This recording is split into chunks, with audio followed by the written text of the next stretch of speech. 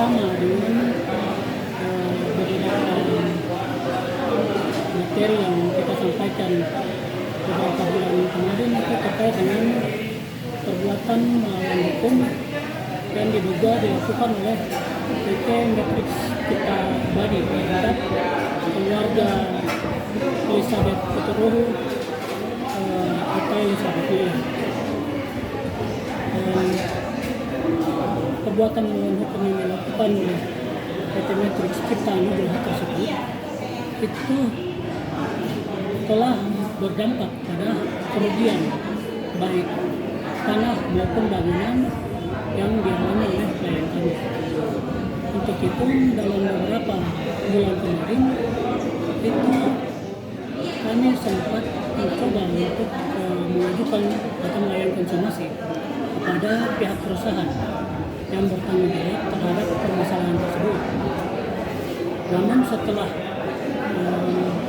dilalui proses dalam somasi tersebut, menurut kami pihak perusahaan itu tidak mempunyai itikat baik untuk mengganti seluruh kerugian yang dialami oleh klien kami.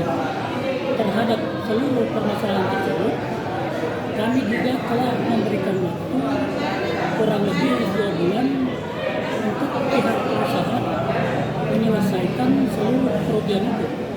Namun hingga awal bulan Januari tahun 2023 ini pihak perusahaan tak kunjung untuk menyelesaikan kerugian itu. Terhadap seluruh